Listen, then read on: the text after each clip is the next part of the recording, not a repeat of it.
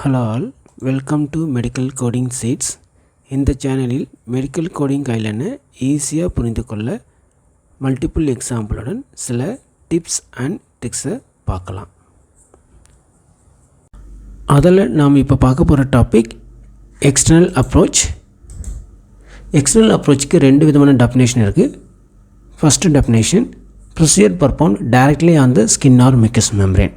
அதாவது பேஷண்ட்டுக்கு problem outer surface of the body part, அதை டைரெக்டாகவே நோட்டீஸ் பண்ணி தேர் கோயிங் டு ட்ரீட்டட். இன்னொரு definition, procedure performed indirectly by the application of external force through the skin or mucous membrane. அதாவது பேஷண்ட்டுக்கு problem inner side of the body part தான், அதை வெளியே இருந்தே ட்ரீட்மெண்ட் பண்ண போகிறாங்க.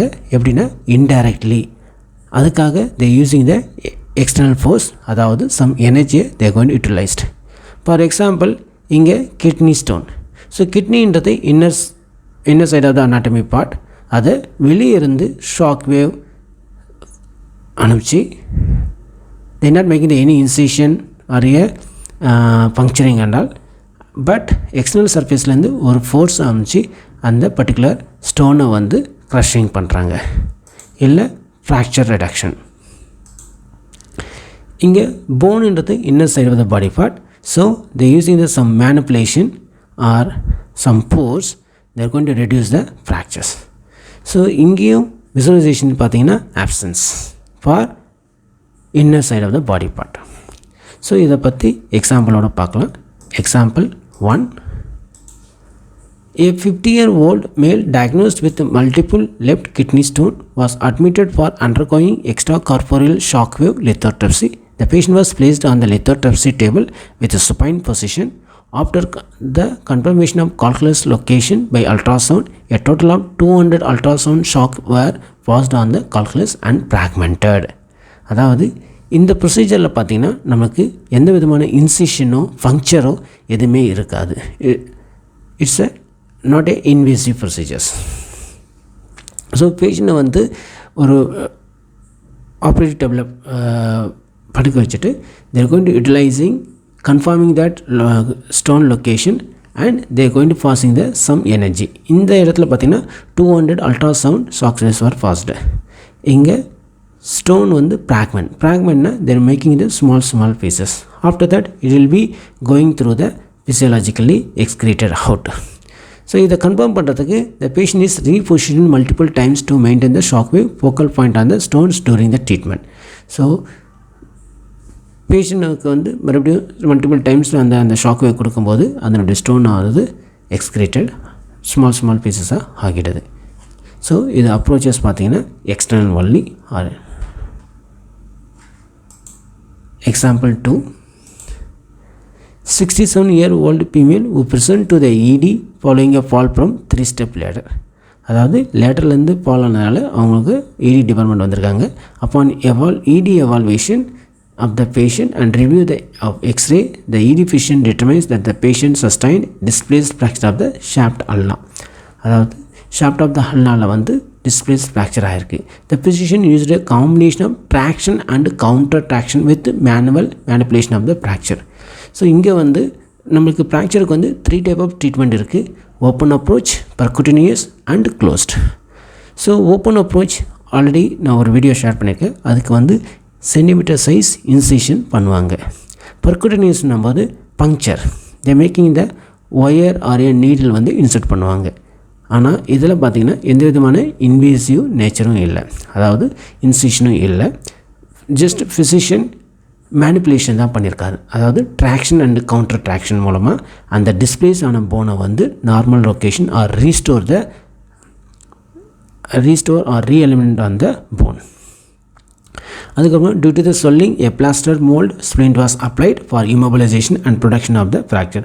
அவர் நார்மல் knee alignment கொண்டு வந்தோம்னு then they making the same alignment, that's the reason they are going to the splint immobilizationக்காக ஸ்ப்ளிண்ட் பண்ணிடுறாங்க. The patient is scheduled for follow up in 1 week.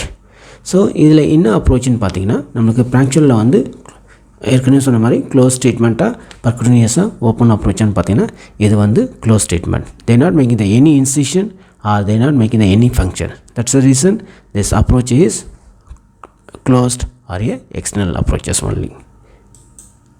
Example 3. A 40-year-old female patient present with multiple tended and indurated nodule on the right hand concerned with a subcutaneous inflammatory process such as panniculitis.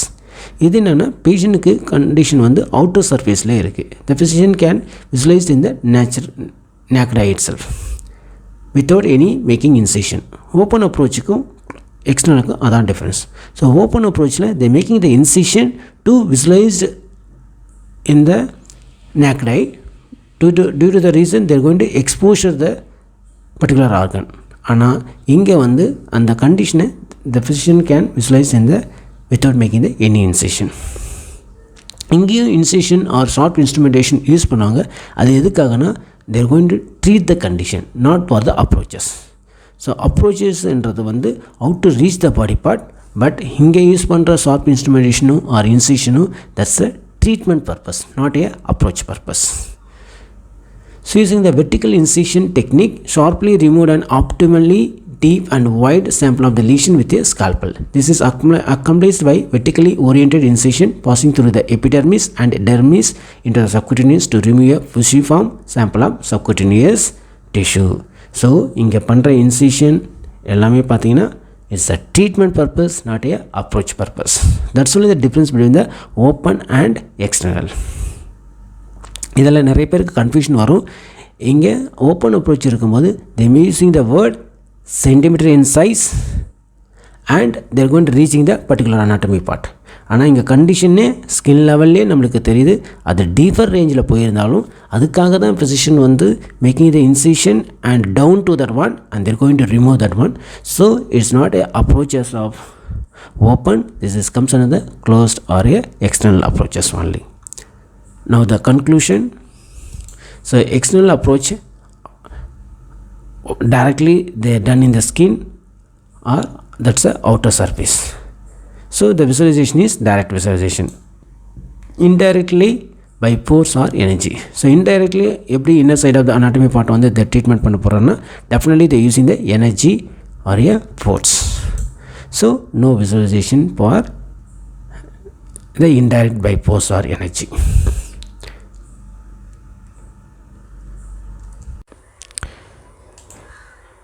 Thank you for watching full video. உங்களுடைய கருத்துக்களை comments பாக்ஸில் comment பண்ணுங்கள். இந்த வீடியோவை உங்கள் ஃப்ரெண்ட்ஸுக்கும் share பண்ணுங்கள். இதே மாதிரியான வீடியோவை நிறைய பார்க்கணுன்னா இந்த சேனலை சப்ஸ்கிரைப் பண்ணுங்கள்.